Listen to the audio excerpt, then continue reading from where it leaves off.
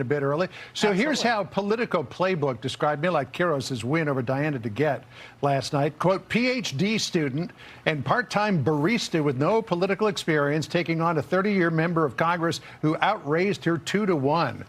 This socialist red tide was described by many Democrat analysts and specialists who I think were more hopeful than anything. It was described as a Yeah, as a Palestinian constituent of hers who has personally met with her, I promise you she is not what we need to worry about now, down the road potentially, but not now. Yeah, she's like a fairly responsive and you know, very progressive.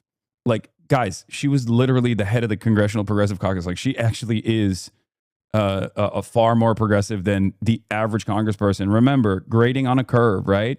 Grading on a curve, grading on a curve. New York only phenomenon. Clearly, yeah, it is she has the 12th most left voting record amongst like 400 plus people. You know what I mean? It's crazy.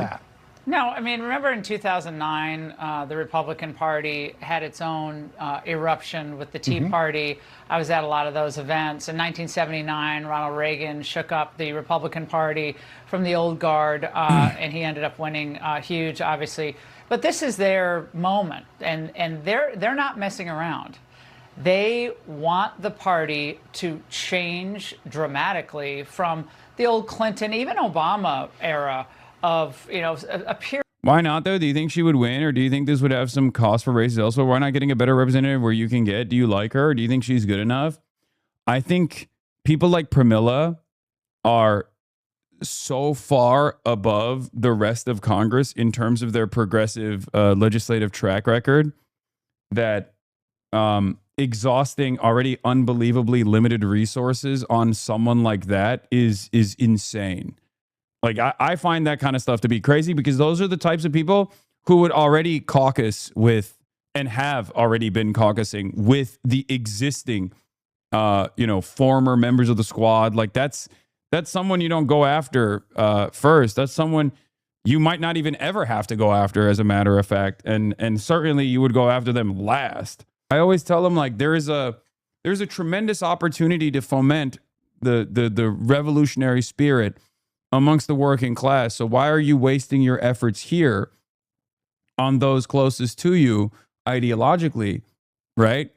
Why aren't you going out to the countryside? Why aren't you going out and like trying to convert liberals, right? Like, you're doing this here. It's a waste of time. It's a waste of air. It's a waste of energy. Like, there are far better places that you could spread your initiatives to. And it's the same thing. It's like going after people who are not your ideological opponents at all, who have been your allies for their entire, you know, congressional legislative history is ridiculous.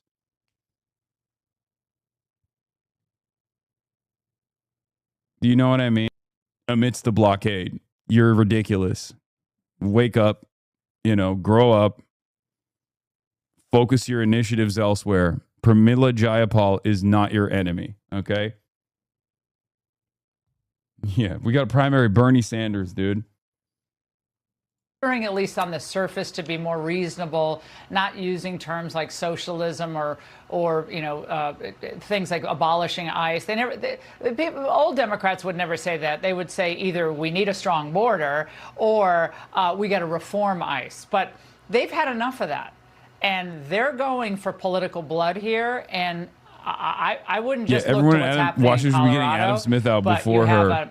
She's in the top 15th percentile of Congress. Francesca Hong, who I believe also has a decent chance with zero real political experience or real world experience.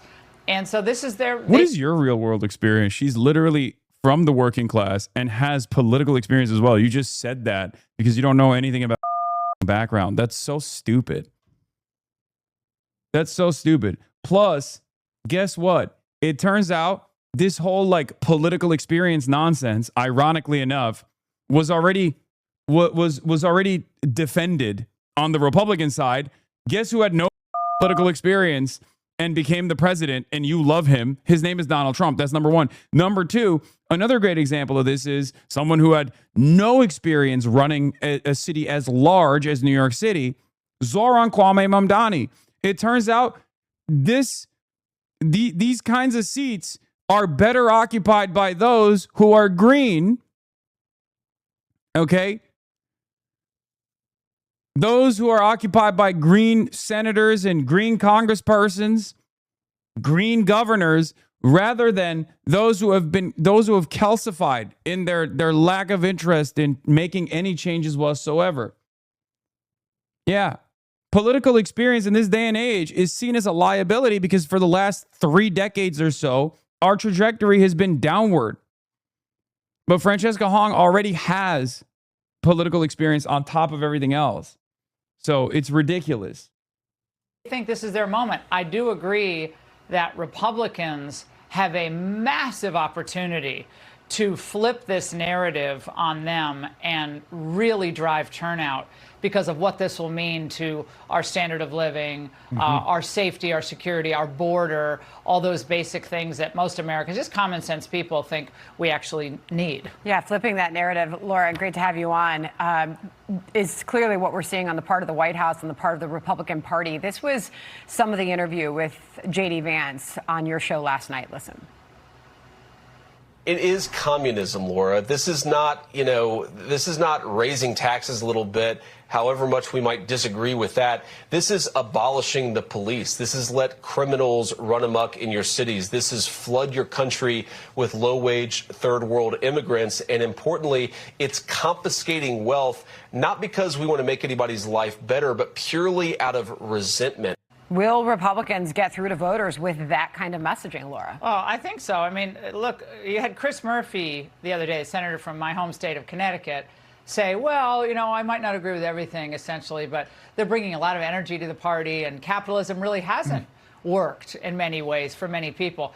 I say to my old Connecticut Yankees, Colt Manufacturing, Pratt Whitney Aircraft, Electric Boat, Sikorsky, Otis Elevator, all the great manufacturing history of Connecticut. Now all the hedge funders and all the private equity guys who commute in from New York and live in Greenwich, are they ready to have their wealth confiscated and the end of capitalism? How is that going to work out for Connecticut? So I think in the end, a lot of Democrats may think, oh, this is great energy, but in the end, people vote with their feet. They're going to leave a lot of these jurisdictions, and this will be a short-lived phenomenon that I think could actually propel the Republicans to victories they might otherwise have really had to fight for.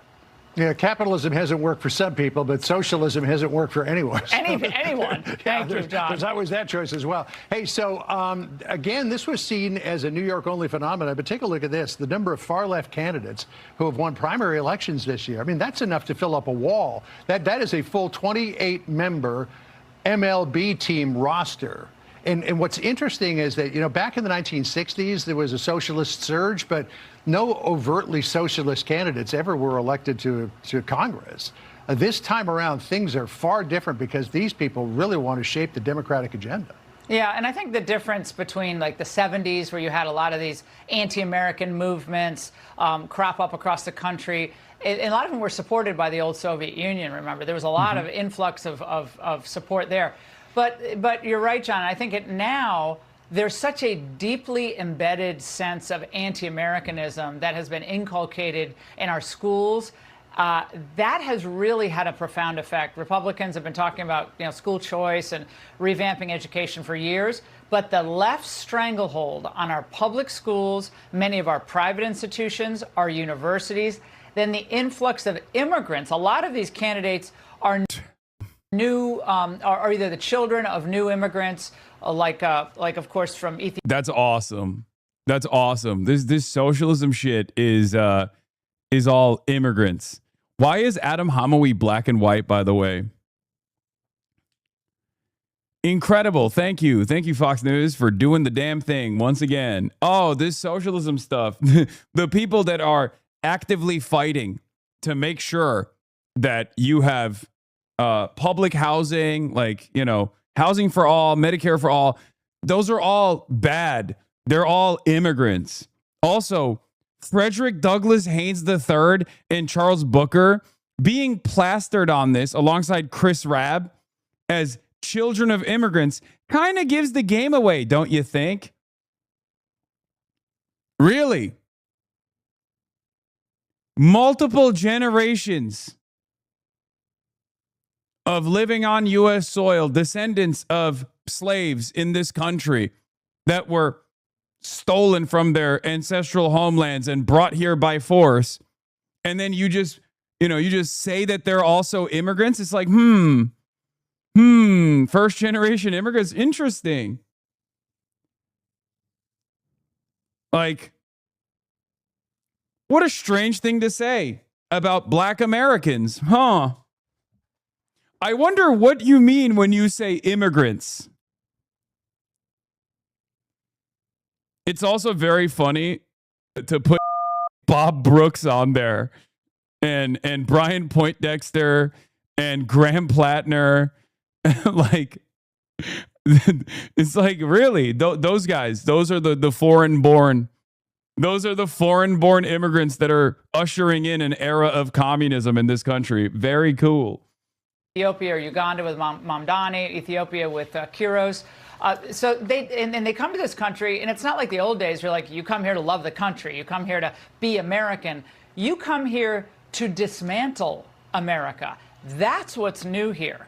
And that's what the Republicans really have to work on next, which is a complete educational renewal and restoration about the greatness of this country with a clear look of, our ups and downs of history, our mistakes. But if you teach kids to hate the country and hate capitalism, that's not going to end well for America. And clearly, Democrats have some work to do, Laura, when it comes to finding out who is the leader of their party or who they want to be the leader of their party. Axios, with this headline, Harris reaches out to Mamdani, pro-Palestinian activist and run up to 2028. Harris and her team have also been reaching out to pro-Palestinian activists during the past year, including at least one who helped lead the Uncommitted movement, which grew out of opposition to former President Biden's policy on the war in Gaza.